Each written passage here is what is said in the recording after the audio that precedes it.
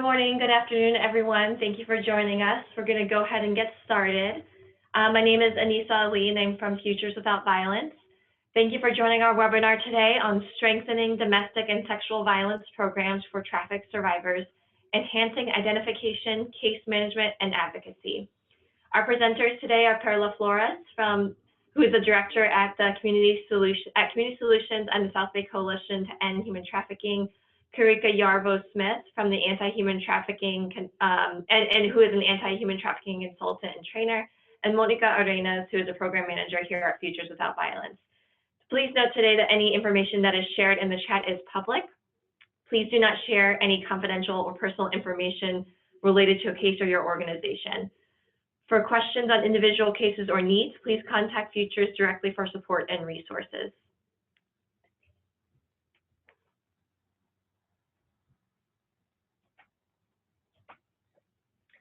So about this Zoom webinar platform, you can listen to audio through the phone or through your computer. All participants will be muted throughout the webinar. You may use the chat box for questions and comments. To access the chat box, you can click the chat icon on the bottom menu of your screen. So when you're using the chat box, please be sure to select all attendees and panelists from the drop-down menu in the bottom left corner of the chat box. Otherwise, if you just select all panelists, it will only come to the speakers and host. And all the slides, handouts, and a link to the webinar recording, along with a closed captioning transcript, will be emailed to all participants after the webinar. And we will also have links available in the chat box. Thank you, Anissa. So thank you. This is Monica Arenas. Thank you, everyone, for joining. I'm from Futures Without Violence, and we are hosting today's webinar.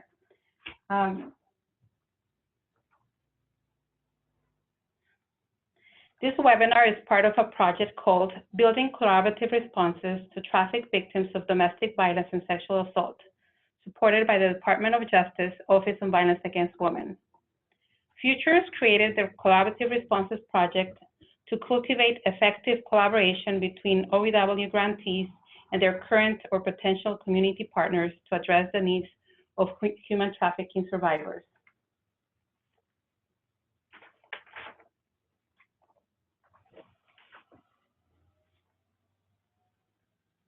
Futures provides technical assistance to OVW grantees and their partners seeking to work collaboratively to identify best practices for improving responses to human trafficking, including addressing the intersections of domestic violence, sexual assault, and human trafficking, and the role that service providers can play, including domestic violence and sexual assault programs, in identifying and supporting survivors.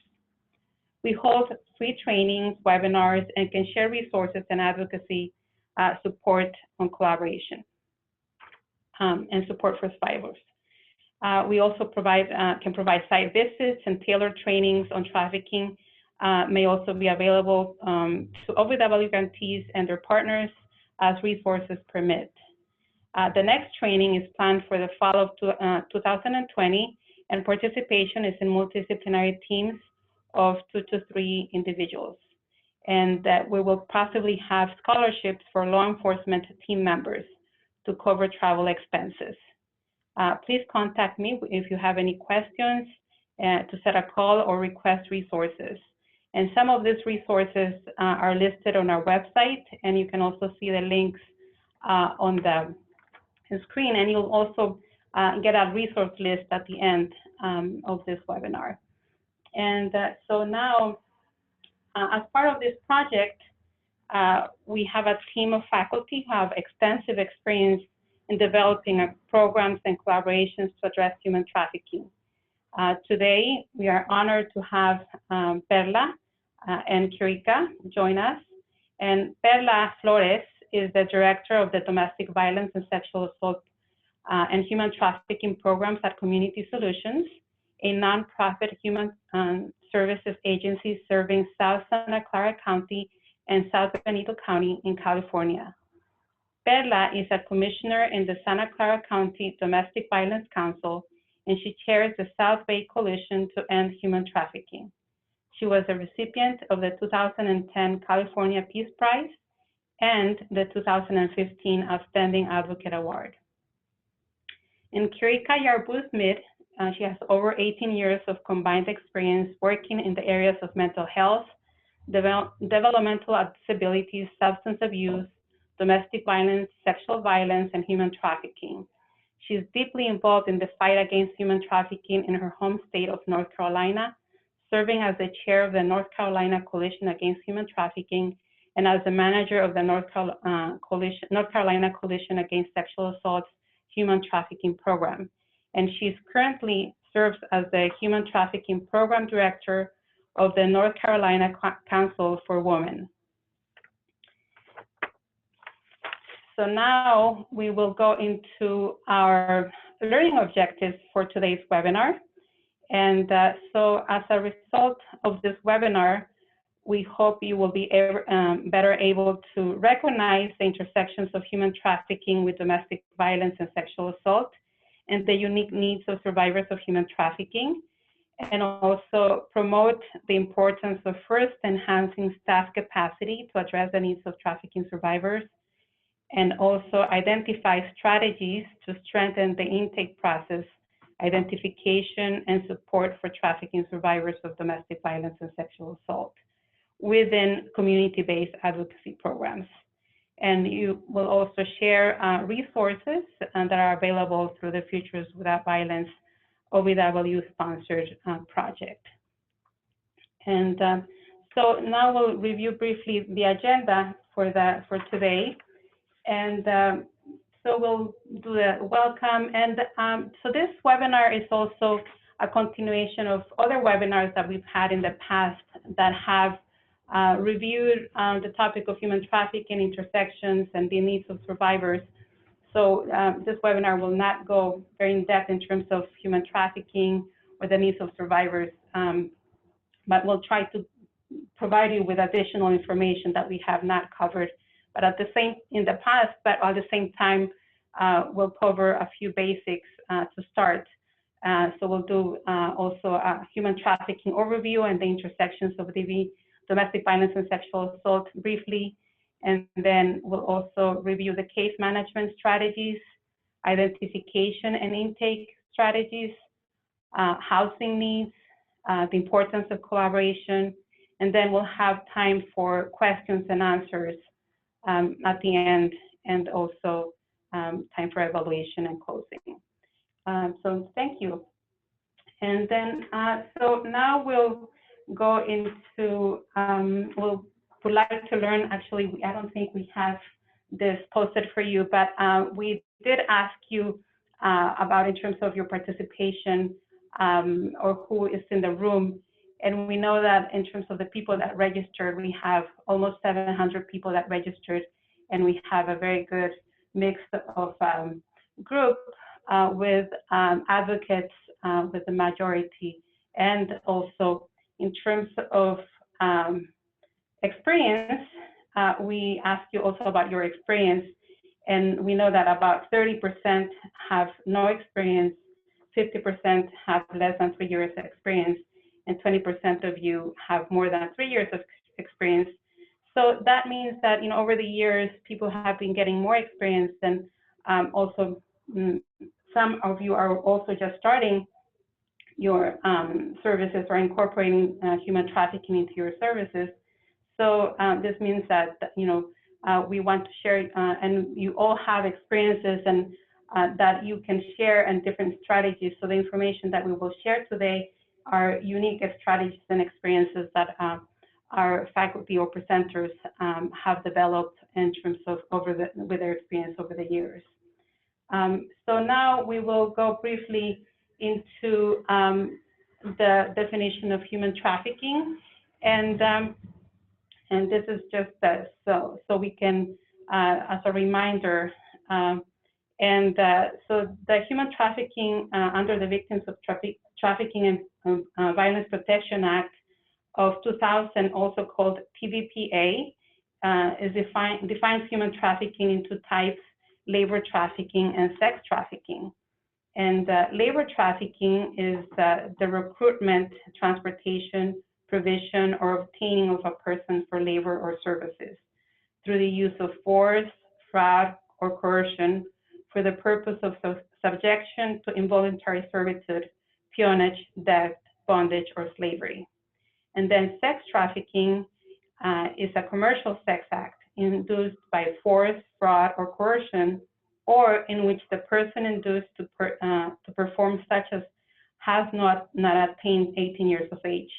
So what this means in general is that for adult victims over 18 to be identified as or recognized as human trafficking, there must exist some type of force, fraud, or coercion.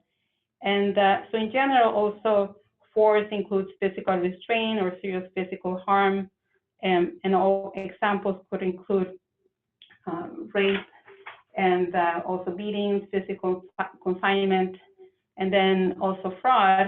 And for this, it mainly is false promises or lies on what the working conditions are like and type of work, or even lies about marriage or promising of marriage. And then coercion is about threats or harm or physical restraint.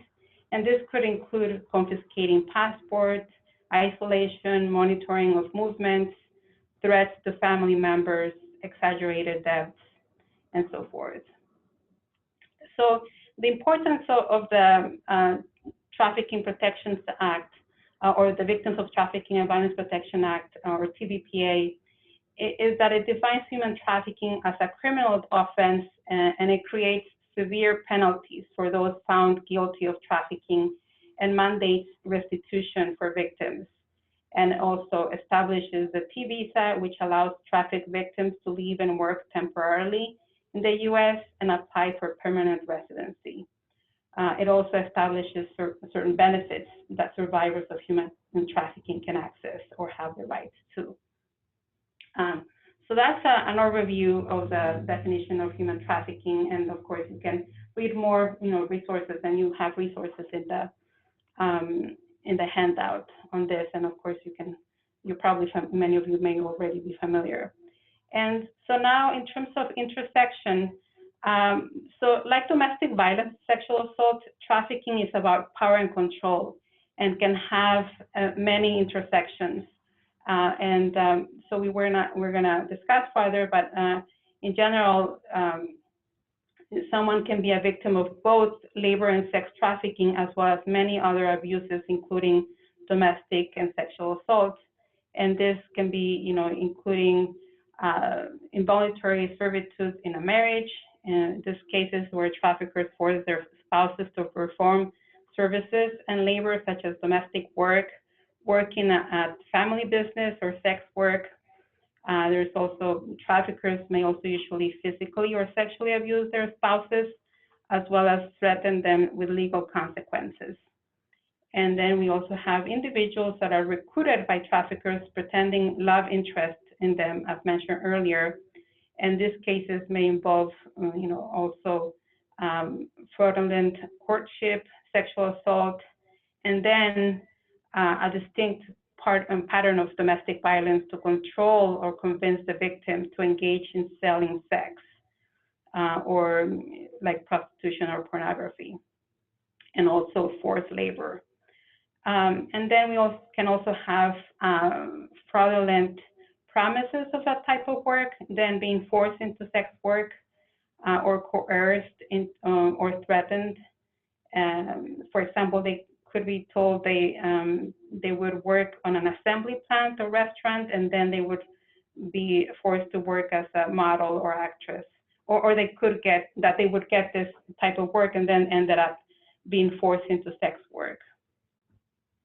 And then also most of these labor trafficking cases, in both labor and sex trafficking, they are subjected to sexual violence most of the time. And in one study, they found that at least 90% of the victims reported sexual violence while they're being trafficked.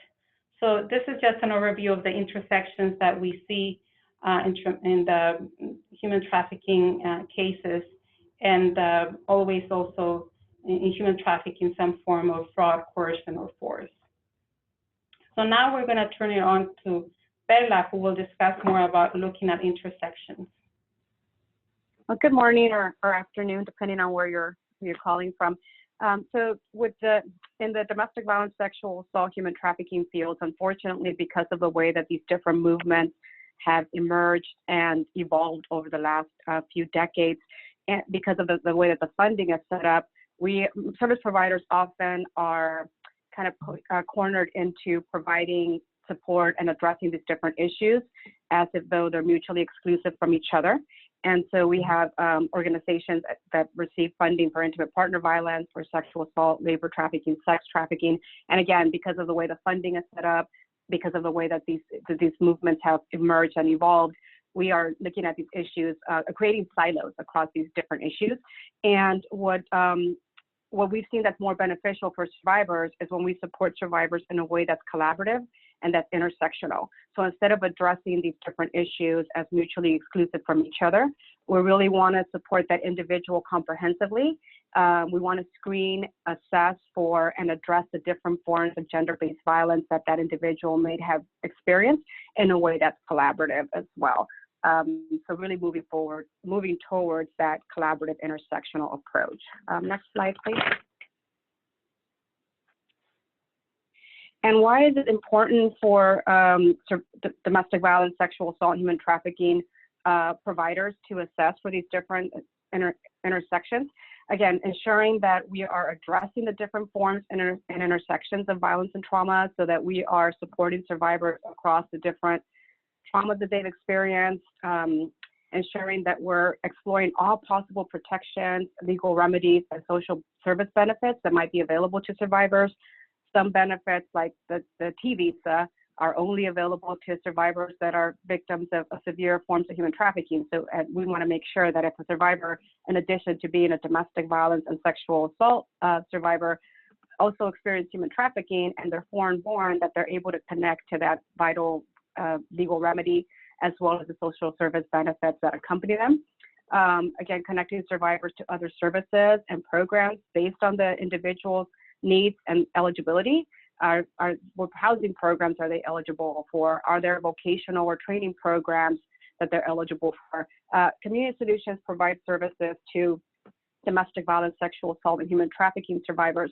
So if somebody comes into our domestic violence program, we have found through our own data analysis that roughly 40% of domestic violence survivors have also experienced sexual assault by their partners.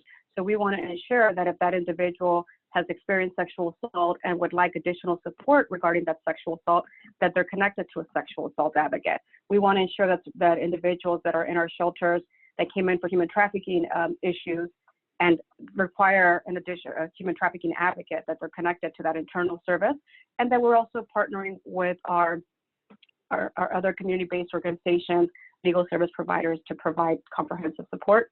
And really importantly, connecting survivors to legal service providers based on their individual situation. So again, if it's a foreign-born survivor, really want a legal service provider to identify what's the best immigration remedy for that individual. And then family law is huge. Somebody might come in as a survivor of human trafficking, and then we find out that individual also has issues around family law, that they need support because there's domestic violence that happened. Employment law is particularly significant with labor trafficking survivors, but we might also be working with a domestic violence survivor that is having challenges at their employment, housing and social service benefits that are available to specific survivors of specific backgrounds. It's really important for us to identify what are all the different traumas so that we could also provide trauma-informed advocacy and case management and response to those needs, and be able to connect the individual in a collaborative way to the other service providers that can fill the additional gaps. Next slide, please.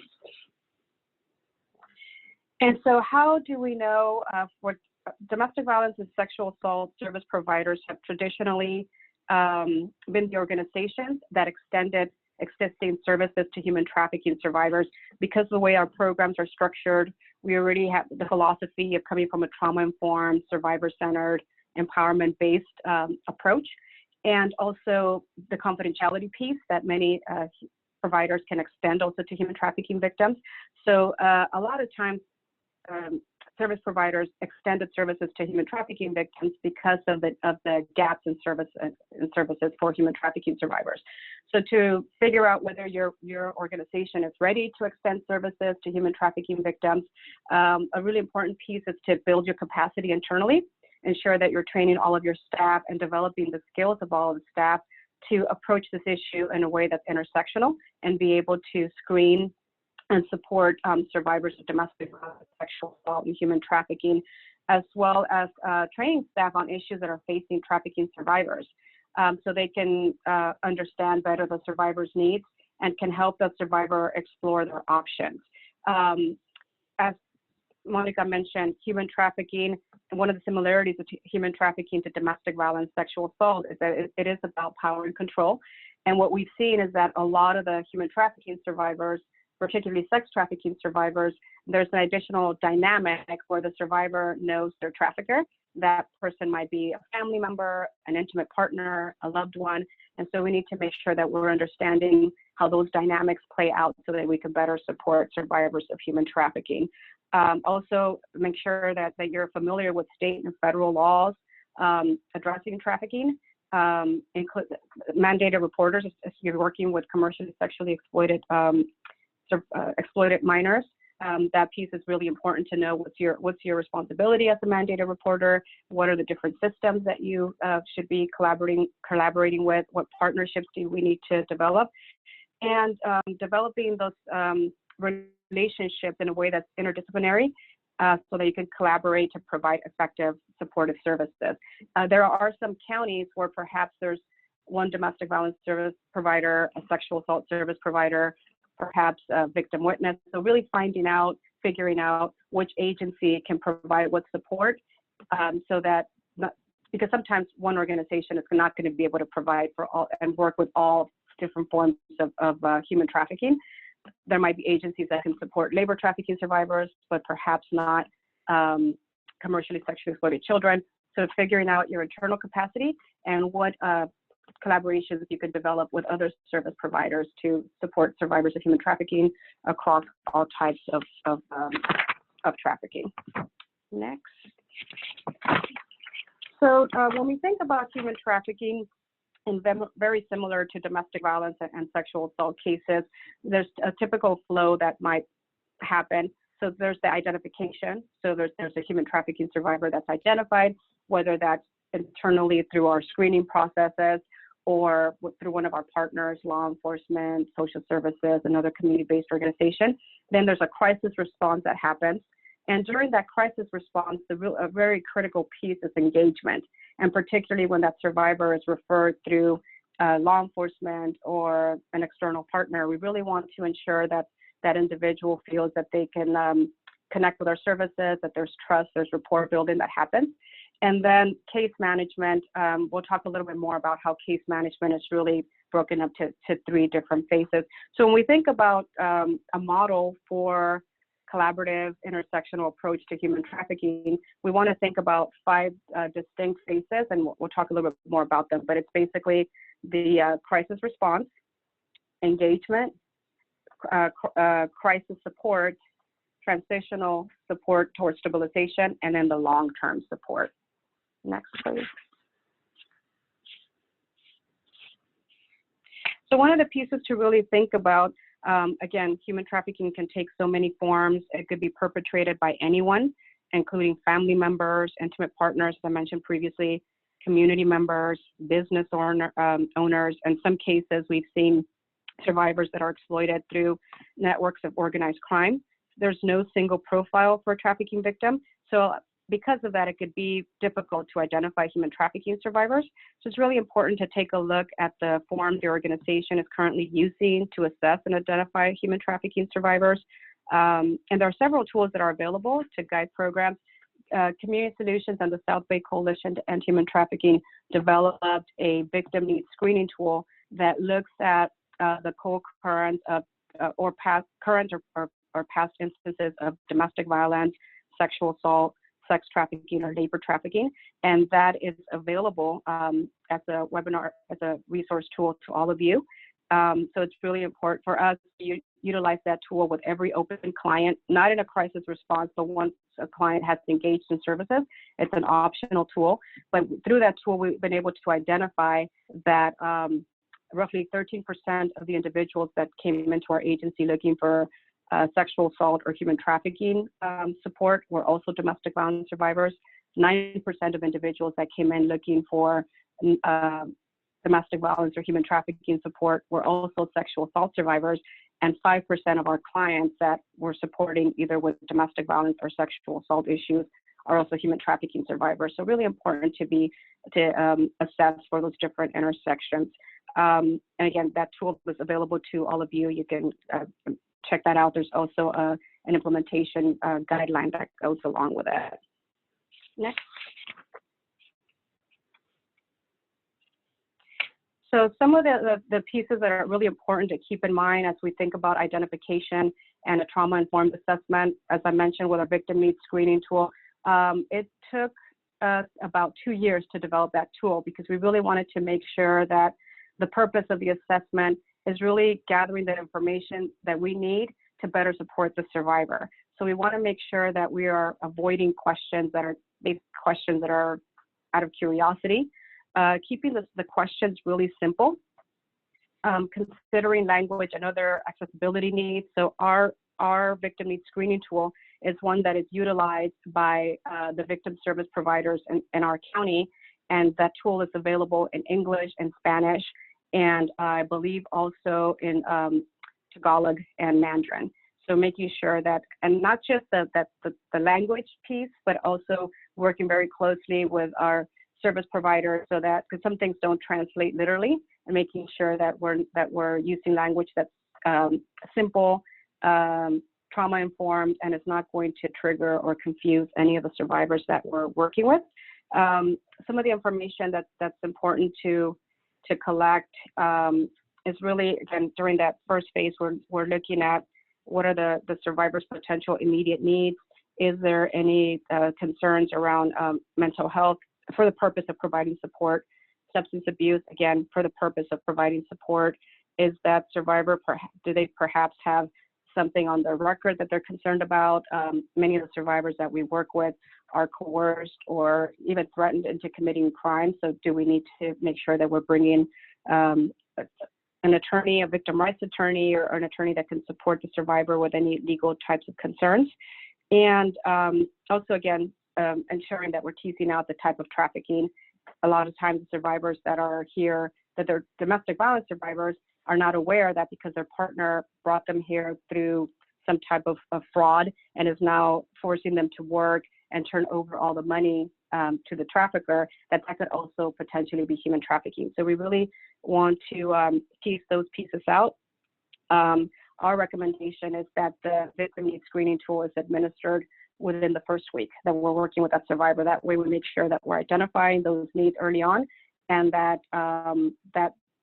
identifying those needs really helps form the goals that we're going to, or inform rather, the safety plan for the survivor, as well as the goal plan that we're going to be working in collaboration with the survivor to address. Next. So again, I mentioned that when we think about case management, there's 5 distinct phases. One of them is the crisis response, and that is the initial contact with the survivor. And so we're really looking to victim service providers to build capacity so that they can increase client safety and connect victims to local support. In Santa Clara County, we're fortunate to have 5 victim service providers, and we've developed a single point of contact.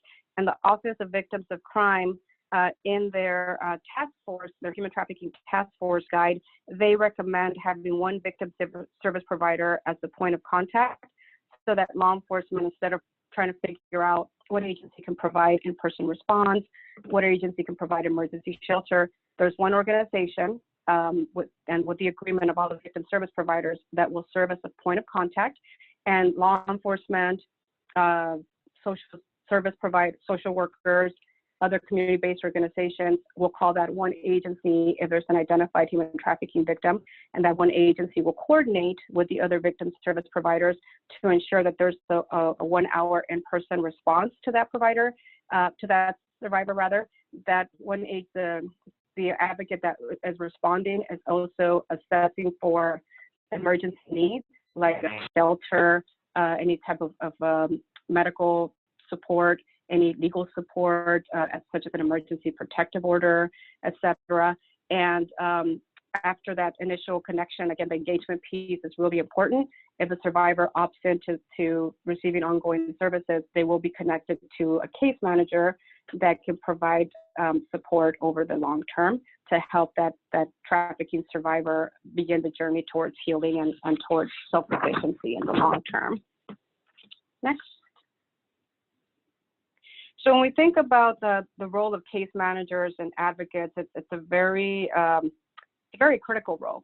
It's really the case manager really serves as a hub, as a liaison for that survivor, and it's someone that it's really important that the case manager is able to provide information to the survivor in terms of what their rights are, to uphold and advocate for the victim's rights, and also to ensure that the survivor understands any information that I share is going to be kept confidential.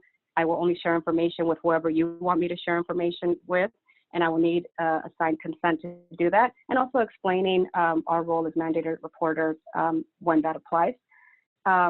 Goal setting and individualized service planning is really important. I mentioned that our case management approach has 3 distinct phases of case management: the crisis phase, the transitional phase, and long-term support phase. A goal plan ideally will be established for each one of those phases. So and we'll get more into the details of that, but the safety plan as well. So the safety plan and the goal plan should really be tailored to meet the survivor where they are in their journeys in case management. The other piece is also really important, and the empowerment piece, ensuring that the survivor is making their own decisions. And sometimes those decisions are going to be contrary to what we believe is best, but it's really important that we're supporting that survivor to make that decision, to have that control whenever possible, and we know that there's some things that are outside of the control. A manager's role is also to locate appropriate resources and services, and that's where the collaboration piece is key. Identifying if there's any service gaps, if there's any need for additional, perhaps an advocate might find there's a gap because in transportation, so we need to identify additional resources. What other partners can we organizations can we partner with to bridge this gap? Reviewing systems of assistance, roles and responsibilities of different service providers with the survivor. That interdisciplinary collaboration is really important. And what I mean by that are the organizations that provide victim services. There might be one agency that focuses on domestic violence and they can provide shelter. Another agency can provide the advocacy, court accompaniment, and perhaps a different organization is going to focus on the housing piece. So really building those collaborations so that the survivor can receive seamless and comprehensive support with regards to all of their victim service needs. It's really important. And then making sure that we're keeping a close eye on the circumstances that impact the victim safety. And that's why for us, it's so important to have a safety plan that's specific to the phase of case management that the survivor is in. We're going to address the safety concerns that are most pressing and that the survivor is really concerned about. Communicating and following up with professionals within the criminal justice and our social service systems. Again, that advocate is serving as a liaison for those pieces. And this is just a snapshot of what the components of comprehensive case management looks like. Crisis support, that includes the crisis intervention as well as the engagement piece. That usually begins the first day that we meet with the survivor and can last up to 30 days. And that includes screening, intersectional screening, and ensuring that there's emergency shelter for the survivor. The transitional or stabilization phase will begin after the crisis phase. So once somebody already has their basic needs met and they're no longer concerned of where am I going to eat, where am I going to live, that will begin the phase towards ensuring that that individual can transition into self-sufficiency. And this phase includes advocacy, case management, ensuring the legal needs are met, And also that's where we can start bringing in the therapeutic support, education, vocational training, transitional and long-term housing support. And then the last phase begins once the client is stable. So they have a set income, they're in permanent or long-term housing.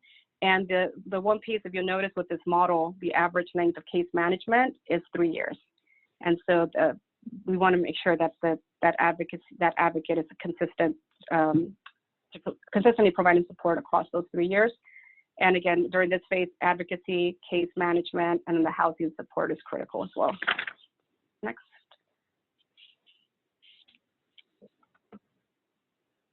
And I'm turning it over to Monica for this slide. So now we're going to read a case that will be a scenario for going through a process or helping a survivor through her case management and support. So Vanessa was referred to the Domestic Violence and Sexual Assault Program by a county social services. And Domestic Violence Sexual Assault Advocate has now been working with this client for 6 months. Initially, Vanessa was not very open about sharing, but she has really opened up in the last 2 weeks. Her boyfriend is very controlling and can be emotionally abusive. He's about 10 years old, older than her. They've been together since she was 14 and she just turned 18. He tells her who she can hang out with, what she can wear, where she can work, and he takes any money she earns. Recently, Vanessa disclosed that her boyfriend sets up dates for her with other men and that she has to give him all the money she earns from those dates. If she doesn't want to go, he will berate her, yell at her, and sometimes hit her. And through the safety planning process, the domestic violence and sexual assault case manager also learned that Vanessa has no family or reliable friends that she can turn to. She doesn't want her boyfriend to get in trouble, and they are still together. He has been there for her over time and took her in when she had no place to go. This situation has brought up a lot for Vanessa. She began to open up about being molested by her uncle when she was a little girl. And now Perla will discuss about her different victimizations. Thank you. So again, we know that there's domestic violence because of the power and control dynamics that are happening with Vanessa's partner. We also know that there's sexual assault. And in terms of sex trafficking, because Vanessa's partner is setting up dates for her, and then she has to give him all the money that she earns from the dates. If she doesn't want to go, he's going to berate her, yell at her, and sometimes hit her. So we see that there's the force and coercion element as well. And Vanessa also disclosed that when she was a child, she was molested. Can we go to the next slide?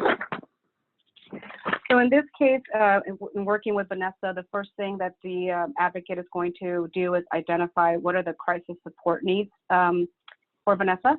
So in terms of basic needs and housing, the domestic violence service providers in Santa Clara County agreed to set aside space in the emergency confidential shelter for human trafficking survivors. And that's one of the things that we would offer Vanessa if she does not have a safe place to stay, to come into the shelter.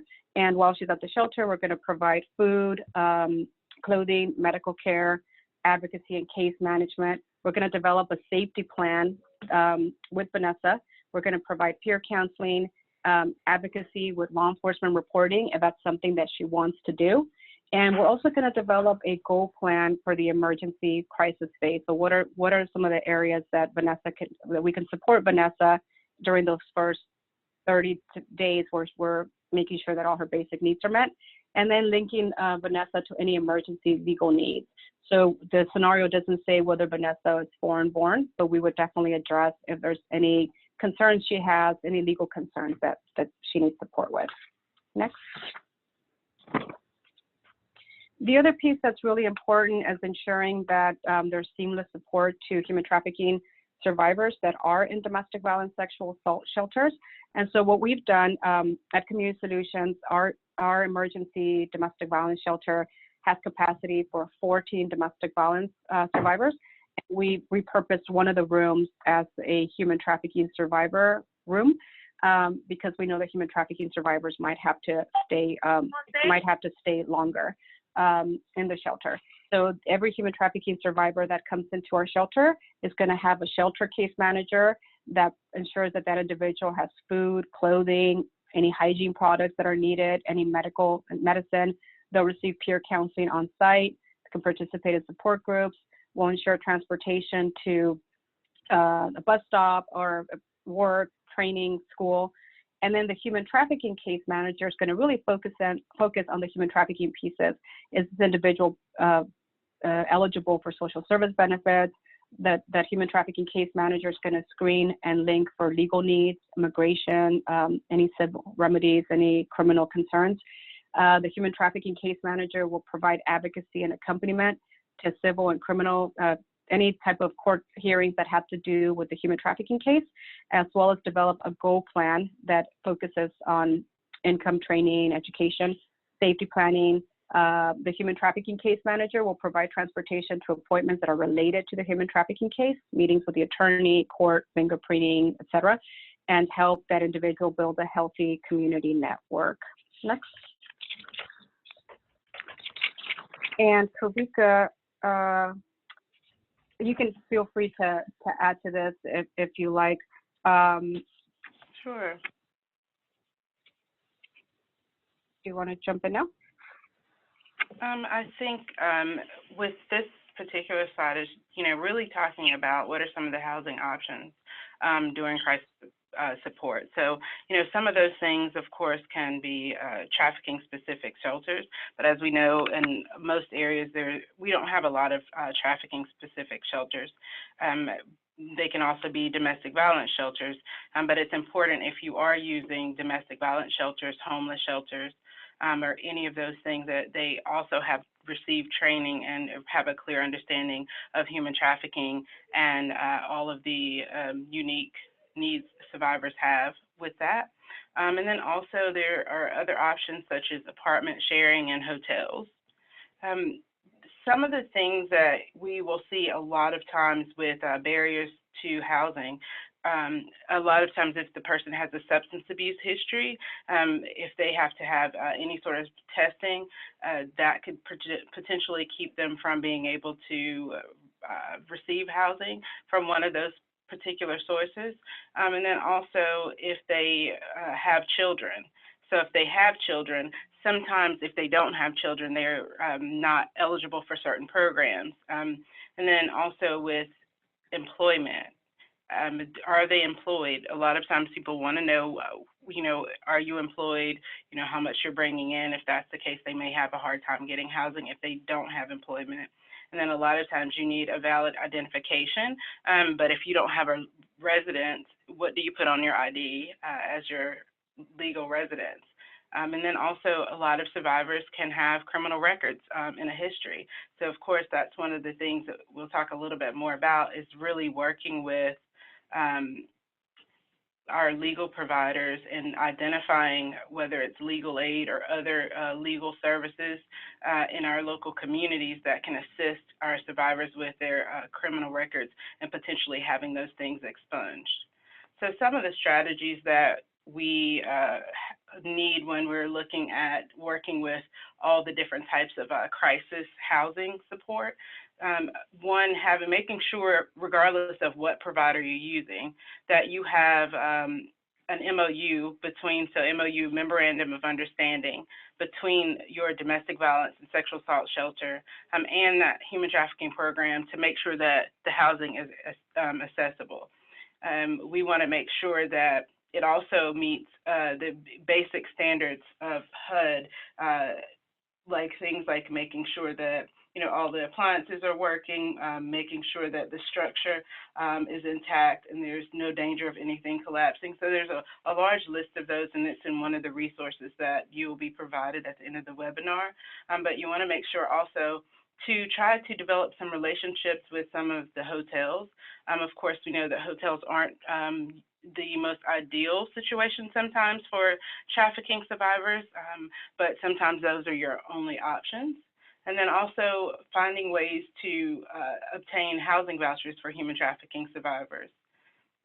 Thinking about some of the emergency solution grants, sometimes they are foundations or local other nonprofits, or sometimes even community and faith-based groups who may be also able to provide you with some funding to assist with emergency housing for a survivor, whether it's a week's hotel stay or something like that, or a down payment or a deposit on an apartment.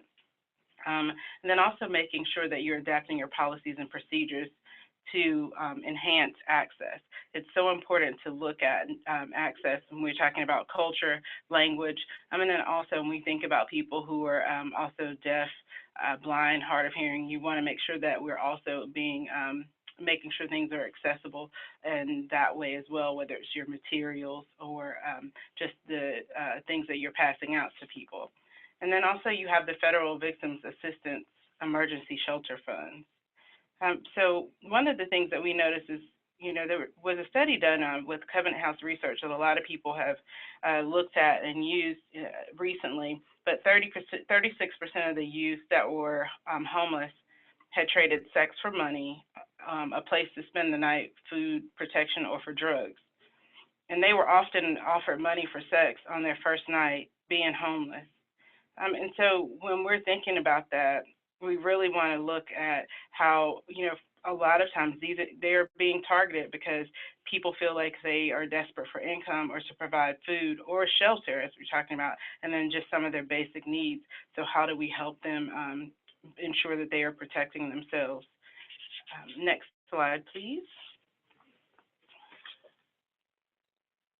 So whether you are a housing provider or an advocate who's working with a survivor and trying to help them locate housing, or a case manager, you want to really think about a few specific things about safe housing. You really want to make sure that the housing is not located in any sort of proximity to high crime areas if possible. That also, when we're talking about where the home is located, you also want to think about transportation. We haven't talked a lot about transportation, but as we know, transportation is a huge issue, in particular in our rural communities. So you want to look at, do you have a bus line? If you do, does this person have access to the bus line? If you don't have it, do you have shared van resources? Does the shelter have their own vans or transportation where they can assist survivors to getting to medical appointments if they need to go to a job when they have their employment, things like that. And then also you want to make sure that that you have a list of housing options that are in your area, because having a list of options, once you have that list, you want to make sure that you go through and make sure that you know the populations that each one of those particular providers have or can work with. And that's because you really want to make sure whatever home you are recommending or working with for a survivor is that they can accommodate that person's age, gender, and also their accessibility needs.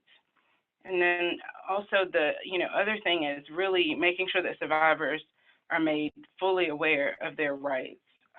It's so important that not only that you make sure that they know their rights, but you want to make sure they know what they are responsible for. What are some of the expectations if they are going to live in this particular housing arrangement? And then what is the anticipated length of stay at that safe house? Because a lot of times that can be a really big deterrent for survivors and a cause of anxiety because they don't know how long they have. So let's go to talking a little bit about some more safe housing recommendations. Next slide. So, one of the other things is we want to make sure that we're providing, like I said, complete expectations for survivors so that they're able to make an informed decision.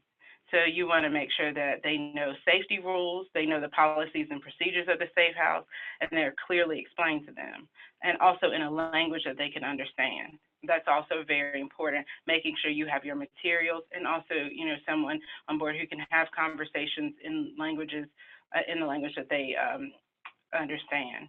And then also you want to make sure that you are adapting your policies and practice to accommodate the needs of survivors. But also, if you're not the actual housing provider and you're referring someone, you want to make sure that they are not only able to accommodate things like age and gender, but you want to make sure that they have materials that are accessible for people who are deaf, blind, hard of hearing, and just making sure that they have materials in place if the need arises, just making sure that that particular provider is prepared for any sort of situation that happens when with the populations that they have agreed to serve. And then also, one of the biggest things is making sure that survivors are consulted regularly about the services that they receive to ensure that the services are an appropriate fit and that they feel secure. One of the cases that we worked on specifically within our housing program is an individual.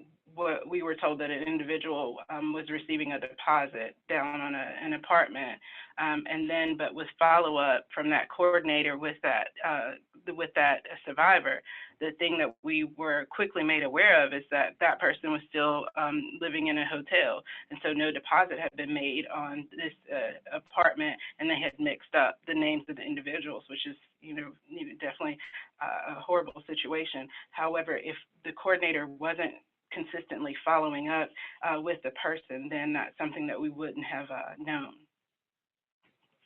And I'm going to turn it back over to Perla to talk a little bit more about transitional support and case management.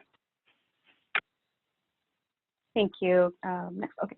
So I mentioned again the 3 phases of our case management approach. Once in this case, Vanessa is in a situation where the basic needs are no longer a concern, and we're able to move into that transitional support to get her towards support her towards long-term stabilization and sustainability.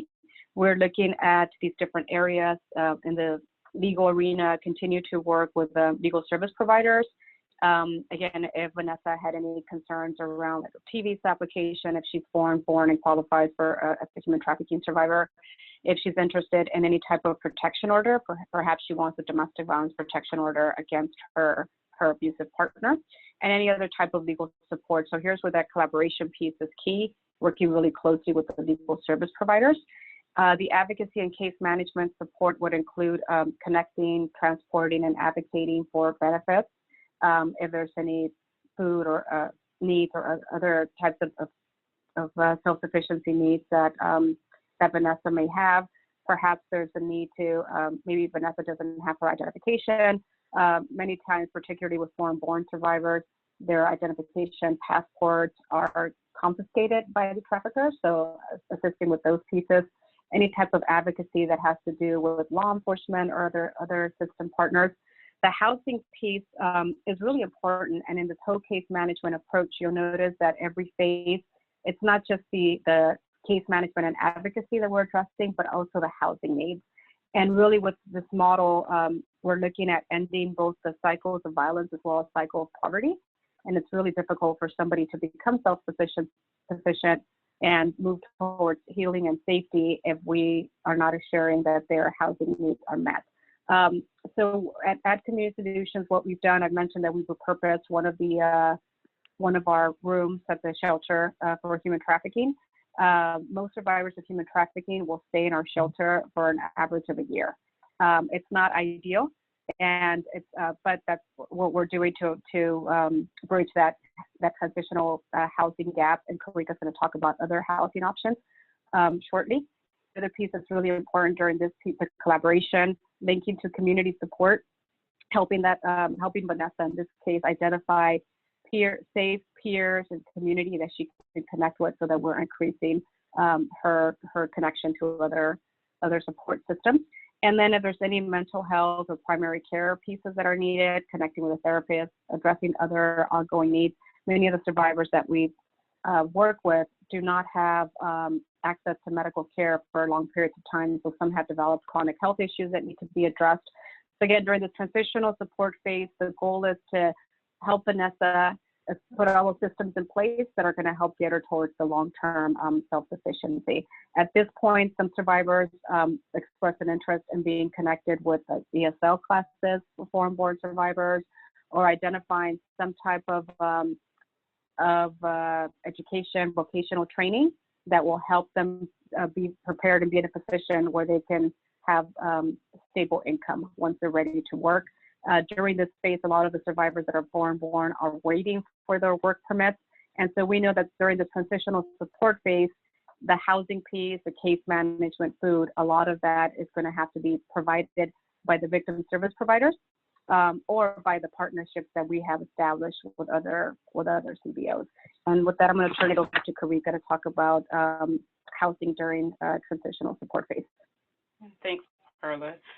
So just a little bit more about housing specifically when we're talking about, the first piece was about really looking at emergency and crisis when we're talking about housing. But as we kind of move into talking about transitional support with housing, one of the things that we have to think about is how do we think outside of the box, having some, innovative ideas and processes. Because I think sometimes as advocates, and I'm guilty of it myself, we like to talk to like-minded people. And so sometimes it's a little harder for us to reach out to local businesses or rental companies because we're worried that they don't necessarily identify with some of the needs of our survivors or understand these issues. But there's also opportunity to grow and teach. And so one of the things that you can do when you're looking at housing for transitional specifically is thinking about some short-term rental assistance and move-in expenses.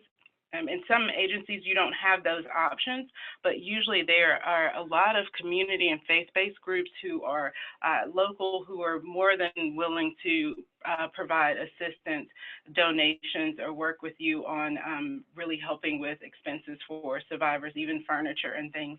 It doesn't mean that they have to be involved in the survivor's care to provide the assistance to that survivor. And then also, also looking at some local foundations. They can also sometimes help with these expenses.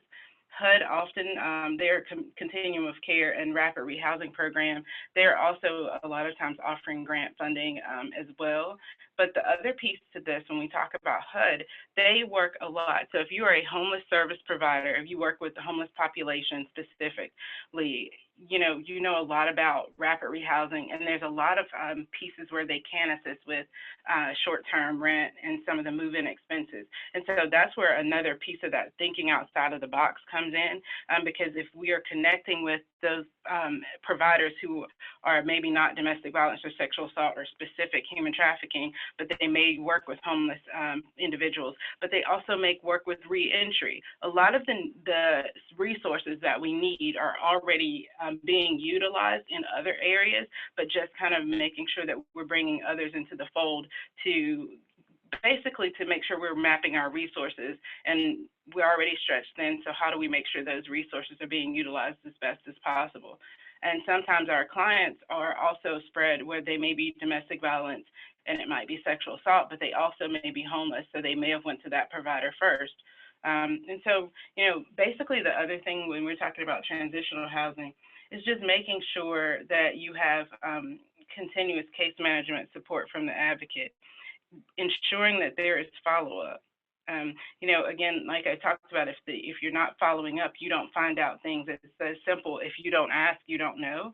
And really making sure that, just something with housing, it can definitely cause a lot of issues for a person. If they don't have safe and stable housing, it's going to be hard for them to participate in any of the other aspects of their care, whether it's, trying to build some job skills, or if it's, trying to figure out how to get their kids enrolled in school and different things like that. If you don't have safe and stable housing, it's really a difficult thing, and that's traumatic for them in itself. But in the end, when we're talking about transitional support, the goal is just to make sure that we are moving people into safe and permanent housing, stable and safe permanent housing as quickly as possible. And so Perla is going to talk a little bit more about long-term stability and sustainability. Thank you, Karika. So one of the, again, I'm glad that Karika's talking about the partnerships that need to be developed in order to ensure that we're also addressing the housing needs for survivors. In Santa Clara County, we've been fortunate to develop partnerships with the continuum of care providers to ensure that there's specific considerations for domestic violence, sexual assault, and human trafficking survivors in terms of access to long-term housing, rapid rehousing, et cetera. So during the long-term stability and sustainability phase in Vanessa's case, we would continue with the case management and advocacy. One of the things that I neglected to mention that's part of our case management model is that during the crisis phase, the case manager is checking in with the survivor practically daily, if not at least three times a week during that first month. And then as we get into the transitional phase, then we're checking in with the survivor once every couple of weeks as needed, depending on what's going on with the survivor. When we get to the long-term stability and sustainability phase, really at this point, the focus is on what support do we provide to the survivor so that he or she is, or they are not forced to go back into crisis, that they are maintaining their housing, maintaining their support networks, maintaining their employment, et cetera. So a lot of that is case management and advocacy. We continue with the peer counseling. Perhaps there's need to obtain support to obtain a driver's license, support to obtain a car, linkage to vocational training or college and job opportunities if that didn't happen during the transitional phase. And then the primary care and mental health support, if that individual is interested in continuing with their individual therapy or peer counseling and address other health needs. And that piece is really important because what we've heard a lot from survivors is that once they get into housing and they want to make sure that they're still receiving the peer counseling support. A lot of the work that we do with survivors in the long-term phase is also developing life skills.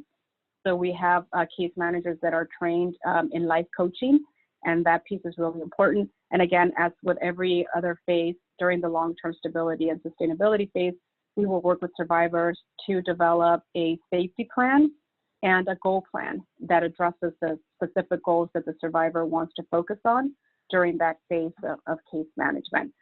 Again, the long-term stability, sustainability phase can last 1 to 2 years, and it's really dependent on the survivor. And we let all the clients that we work with know if you're not, if you're too busy right now, life happens, and you're not able to set aside the time once a month to check in with a case manager and you prefer to close out your file, that's totally okay. But if anything ever happens and you need support, you lose your job, you need to support paying the rent, reach out to us because we want to make sure that you continue to stay housed and have all of your basic needs met. And then again, with the housing piece, connecting the survivor to permanent housing and occasionally providing rental assistance when it's needed or when it's available. And I'm going to turn it over to Karika to talk about long-term housing options. Sure. Thanks, Perla. When we're talking about long-term and permanent housing options, you know, it's really important, and Perla's already talked a little bit about this as well, that you really work on building relationships and create a network of different housing providers that you can work with, really making sure that you are having conversations with people for options such as subsidized housing, also public housing in Section 8. And I think there's a big misconception sometimes when we talk about these things in the tenant-based vouchers that they're always going to be in bad areas or bad neighborhoods. But you know, there are also a lot of options where a person can use that voucher in order to go to an apartment or another housing option somewhere outside of that area, as long as it remains within the county. I think the biggest thing when we're talking about these things, subsidized housing, public housing, tenant-based vouchers, is knowing the language. And one of the resources that you have that you'll be provided at the end is also an advocate's guide to public housing authorities, and really some of the language that you need to know, because a lot of times that's what keeps our clients from being able to get those services, is we don't know the specific language and how we need to address it. But, you know, we've talked about how housing stabilization really affects everything with the survivor, and things like, you know, their children's school success. Do they feel safe? You know, improving their health. It boosts their self-esteem. So many things, and they need IDs. They need an address for everything from IDs to the schools for their employment. So really thinking about that, but then also you can work with private housing and transitional housing programs. One of the things to be sure of, we know that a lot of times that survivors and any individuals we're working with could have an eviction history. They would have a lack of consistent residency. They may have negative referrals from landlords due to some of the things that have happened prior to. And so a lot of those things might make it difficult to work with some of the private or transitional housing apartments or providers who just kind of have even a couple of townhouses in an area. But one of the things that has benefited us is having an upfront discussion about what are some of the things that you might have with a survivor, and things like when we're talking about that eviction history, or, you know, they may not have the best credit, but we're willing to help pay that, if we're willing to help pay that deposit or down payment on that apartment. And then also they may not have employment, they're working towards it, but if we can tell them, but we can pay for the first 4 months, and then we'll be working with them consistently to help get apartments, and also making sure you're providing training on domestic violence, sexual assault, or human trafficking when you're working with those providers. But sometimes those are some of the ways you can have a discussion with them. And then some of the other strategies are really collaborating with legal service providers to help clear criminal records. And if it's an issue, I think mentioning before whether you have a legal aid in your community, but you also can look at some private attorneys if you don't have legal aid who are willing to sort of do some cases pro bono in your community. A lot of times that has been a big help. Also having some memorandums of understanding in place with your domestic violence shelters, your youth shelters, faith-based housing, and apartments. Really creating those partnerships early. And then creating relationships and collaborating with that private and public housing, like Health and Human Services and HUD. Also having housing vouchers for human trafficking survivors. One of the agencies that we work with, we were able to work with them and receive 10 vouchers for survivors of human trafficking in some of their housing programs in 7 different communities. And, you know, it doesn't sound like a lot when we say 10, but when we're talking about it's not going to end the housing crisis. But, you know, at the end of the day, we have at least 10 families in those different communities who have the option to be safe and have stable housing and can move forward with some of their needs that Pearl has been discussing. And then, you know, really making sure that we're addressing, adapting our policies to enhance access. And Pearl is going to talk about safety concerns. Thank you.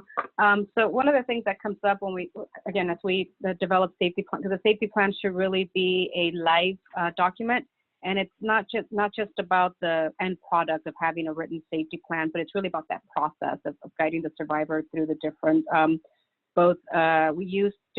We adapted Jill Davis safety planning with domestic violence survivors, so that for human trafficking survivors, and this includes identifying and addressing life-generated risks as well as trafficker-generated risks. One of the things to keep in mind is that a survivor's concept of safety may be very different from that of the advocate. So it's really important to discuss their concept of what being safe means to them. And there's, I'm sure as service providers, you've had situations where there is a safety concern where the advocate perceives as an extreme safety concern, and perhaps the survivor is not super worried about that. So being able to have those candid conversations and saying to the survivor, I am really worried, that, let's have a conversation of what this looks like, and vice versa. There's times where perhaps the advocate will feel, well, that's not really a safety concern. That's really unlikely that that'll happen. We need to really discuss the survivor's concept of their safety risk as well as what being safe means to them. For survivors, it's really important to keep in mind that when a survivor leaves a domestic violence or human trafficking situation, they are at increased risk because of the trafficker or batterer's concern about perhaps losing control over the victim, or perhaps the victim reporting the illegal activity or the exploitation or abuse. So it's really important for us to incorporate into the safety plan some of those batterer or trafficker generated risks. And also for survivors' families, their traffickers, even sometimes we work with survivors, and the survivors able to obtain a criminal protective order or a civil harassment restraining order or a domestic violence protective order if the trafficking happened in the context of an inter-partner relationship. But that order is not going to protect the survivor's family, and particularly the survivor's family is in a different country. So really important to take that into account. What are the threats, the potential threats to the survivor's family? And for service providers, traffickers can be very dangerous with many resources. So it's really important, if we are providing emergency support to human trafficking survivors, to ensure that the shelter or the hotel is an undisclosed location. As I mentioned, we use our confidential domestic violence shelter. And then when we don't have capacity, we will hotel survivors, and we have relationships with the hotels where the hotel is never in the client's name. We treat the hotel as an extension of our shelter, and the client's stay at that particular hotel is confidential. And so we register the individual in a staff person's name using the agency credit card. If possible, having security cameras and alarm systems at the shelter. Some shelters utilize security guards. In terms of phone or internet use for survivors, we do have conversations with survivors when they come into the shelter of the importance of not utilizing certain sites, because we also want to treat survivors with respect and give them autonomy, and just have conversations around how technology can be used in a negative way. If a survivor is concerned about being tracked on their phone, we can work with them to turn off their phone, purchase a new phone for the survivor. And the other piece that's really important for when we provide in-person response to human trafficking survivors, we purchase prepaid cell phones to provide to the survivors, because a lot of times, especially if law enforcement has called us out, they might be confiscating that individual's phone. So it's really important for the survivor to have a way to communicate with their advocate or call 911 or any type of safety concerns. Also, safety consideration for service providers in terms of the advocates. We provide them with work cell phones, and the recording won't say that the advocate is with a particular organization. It just have their first name, a very brief message, and that way we're not at risk of a trafficker tracking down the agency we work with and the particular advocate. And with that, I'm going to turn it over to Karika to talk about power of collaborative relationships. Okay. Also, when we're talking about collaborative relationships, we've talked a lot about that. I think you've heard Perla and myself talk about the importance of really working together and working with other professionals, but really having someone coordinating those relationships and that work that you're doing to support survivors, because you're going to have multiple community partners, but you want to make sure that there's someone who is coordinating that and really building some connections to link survivors with resources. So it's also important to also maybe develop a resource list within your community, but then understanding that it's also changeable. Providers, unfortunately, in this work are sometimes they're there and sometimes they're not. And so how do we make sure that we have those providers and as much and as up to date as possible? But then also making sure that we're identifying a single point of contact within each agency to ensure that coordination is going smoothly. But also we know that sometimes with vicarious trauma, burnout, low pay, some of the things that we look at within advocacy, turnover can be a big thing. So also making sure you have a plan B.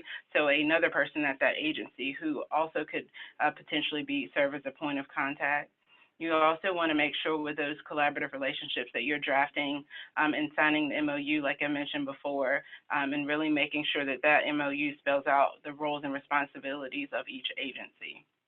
You need to develop a referral process and just making sure that between agencies you have a protocol on how and when you would do referrals. And then also just checking in periodically with each other to make sure, things are working well, they're being effective, and make any adjustments as they're needed. Next slide. So when we're talking about some of the potential partners based on your community, really, a lot of these depend on, one, your community, also the demographics, but also what is the target population that your agency serves. So these are just some of the groups that we usually see at the table. Of course, our domestic violence and sexual assault programs, local law enforcement, faith-based, housing, advocacy, but the most important collaborative partner is always that survivor, because they need to be the center of all of their care and everything and coordination. So curious to know how many of you engage with partners outside of this, and you can type it in your chat box, and we'll look at that in just a minute. Next slide. So also when we're talking about collaboration, there's just a few elements that have to be in place. So you want to make sure that you not only are coordinating services, but that you are making sure everyone at the table is trauma-informed and victim-centered. Also making sure that you have good communication. And so when we're talking about, policies and procedures and all of those things, making sure that we are also providing cross-training and peer exchange. Sometimes we also have to remember that we, as advocates, a lot of times will say, oh, can we come train your agency? But also asking them about, we need some help in this area. Could you provide some training? How can you help us? Sometimes, that will get you in the door a lot faster, but really making sure that you're assigning and identifying leaders that can really champion your efforts. And then with this collaboration, when you're pulling people together, make sure you're mapping resources so that you can identify any service gaps or needs, and also being able to assess the capacity of the providers at the table. Next slide. And as we talk about collaboration, we talked about law enforcement a little on the previous slide, but this seems to be a difficult topic sometimes for our advocates in particular. So some of the things that are beneficial when we're trying to really work with law enforcement and build those relationships, really a lot of the relationships are built over time, and it's about managing conflict in a healthy and productive way. Also, just sitting down and having a clarifying what the roles are and what your expectations of them and what are their expectations of you. It's also the responsibility of the service provider to ensure that the victim is informed about the laws that are there to protect them against human trafficking, and that they won't be viewed as a criminal if they report to law enforcement, and working with your law enforcement to ensure that that is the policy that they're also operating under.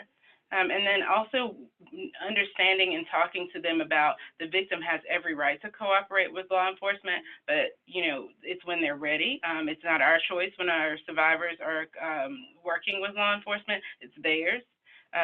And so then also just being consistent and having proactive communication is also going to be something that helps as you move forward. Next slide, please. I think one of the biggest things when we talk about working with other providers, and remember I talked about stepping outside of our box and understanding that we oftentimes have to work with people who are not like-minded and may not think just like us, but in order to collaborate, we have to really understand that there's a purpose and a place for everyone, and figuring out what that purpose and the place is, because when we have all of these people working together on this issue of human trafficking, it's multifaceted, so there's a place for everyone. Then also remember that we're working towards common goals and setting those goals, because each person comes to the table with their agency's goal or their agency's mission, and then sort of what they anticipate or expected to get out of that relationship. So what are the common goals that you have? Also establishing, working relationships. And professionalism and attitude are definitely key to ensuring that your survivors are engaged. And, this myth that the number of times I've worked with domestic violence and sexual assault service advocates, and they say we are not equipped to serve human trafficking survivors. But because we talk about the intersections of domestic violence and sexual assault with human trafficking, we do understand that these are the individuals who have already been serving survivors in their local community. So when we're talking about that, we want to make sure that if people are understanding, if you're not equipped, then who is? You're the most equipped to serve survivors of trafficking. And then some of the advocacy non-negotiables we just want to talk about as well. You really want to make sure that you're protecting a survivor's confidentiality at all times. These are just things that we cannot negotiate on when we're collaborating with others. You want to make sure that you're respecting differences and you avoid making assumptions. Also, we want to make sure we're helping survivors explore their options and any repercussions that can come of their options as well. And probably one of the most important things is supporting the survivor's decision, even when that choice is something that you might not believe as the advocate would be the best option, but it's not our choice.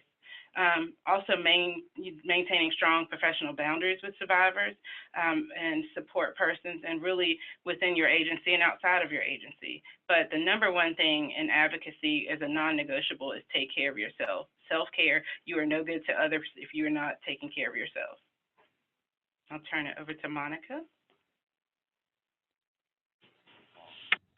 Thank you, Karika, and thank you, Perla. And now we want to go over some questions that you have shared, and also I think, Karika, you asked earlier if people are having relationships with others in their community, and I think Lorraine responded that from Texas that you're partnering with law enforcement, justice of peace, judges, and county attorneys. And I think also Ruth responded that you're collaborating with your community SANES nurses, and that has been very helpful. You also work with the court system and have found that people in the medical system have a valuable perspective. If others want to share as well. And then we also want to learn about strategies that you have found meaningful or helpful. So if others want to add to this, please type in the chat. And in terms of questions, I think participants were asking about the strategies for keeping communication with the survivor throughout this case management process. That can be, from a few months to years between the advocate and the survivor. So Perla or Kirika, if you want to respond to that. So I can speak. Oh, sorry, go ahead, Kirika. No, go ahead, Perla, it's fine. So I mentioned earlier that we develop a goal plan with the survivor for each phase of case management, and the goal plan will include a meeting schedule. And so the meetings during the crisis phase, I mentioned, it's 3 to 4 times a week, depending on what the survivor wants. The transitional phase would be at least once a week, every couple of weeks, depending on what the survivor wants. We make sure that those meetings are recurring, so the survivor always knows every Monday from 3 to 4, I'm meeting with my advocate. If I need to make a change, or the advocate needs to make a change, then they communicate that with each other. And the same thing happens when we develop the goal plan for the long-term phase. Then we're very clear, we're going to be connecting with you once a month. Our meeting day is going to be the 3rd Monday of the month from 3 to 4. If you need anything before our meeting comes up, you can always feel free to call me, but we have the standing meeting. So we make sure that there's that is scheduled and is part of the case management plan. And one other thing I would add to that as well is just relationships. It's really about building a relationship with the person so they want to reach back out to you and work with you, but then also finding things when you're working with survivors that, it may be that when you come back next week or we talk, we're also doing the paperwork for, this process, or we have some bus passes. Are there ways that you can make sure you're keeping them engaged by them wanting to come back to the table, whether it's because of your relationship or things that you can offer as an agency? Thank you. And I also just posted a link to some of these resources for keeping or tracking the case management and referral that Community Solutions has put together. And so that link is in the chat box and it's also in the resource list. And also we have one more question about your experience on references for information on harm reduction. And I think that was one of the things that Kirika, you were talking about. So I'm not really sure. Can you repeat the question, Monica? I'm sorry. What is your experience or references for more information on harm reduction? So harm reduction when providing services to survivors. Okay, yes. Harm. I think there's a lot of things. And I think Perla talked about this as well. But, just making sure that you are maintaining their confidentiality, that's a big thing. And you're always making sure that any sort of potential of signs for re-victimization, whether it's people or unusual patterns and things, making sure that you're discussing that with the survivor. Also making sure when we're talking about harm reduction, that you're also always helping them maintain a choice, like it should be their choice. I think a lot of times those are some of the very basic, but things that you can do when we're talking about harm reduction. But also is sitting down with them and planning, coming up with a safety plan and really detailing what are those things that are, whether it's things that trigger them or things that, can cause them harm, whether it's a person. So really safety planning is a huge way to reduce harm. Thank you. That's helpful. And I know there are a few other questions that I think we have discussed those as well. And so we want to highlight some of the resources that are in the tools. We have resources from past webinars, including a handout with for you to assess your preparedness to provide services, as well as your community partners and the roles of everyone, collaboration roles and indicators, as well as the resources from Community Solutions, and also Kirika shared a few resources. So these are the links, but they're also in the handout, and as well as several webinars with resources. And so I think that's all that we have. And then we want to really thank you for your participation and also ask you that you please take a moment to take a short evaluation regarding today's webinar. And you can, through that evaluation, you can also request resources or a certificate of participation. And also, we have the link, and we'll send that to you over email, but the link is also on the chat box right now, if you could please click on it. And we also want to thank, of course, Perla and Kirika for the presentation, and Anissa and Anna for their support with this webinar, and all of you for your participation. And also your feedback is very important.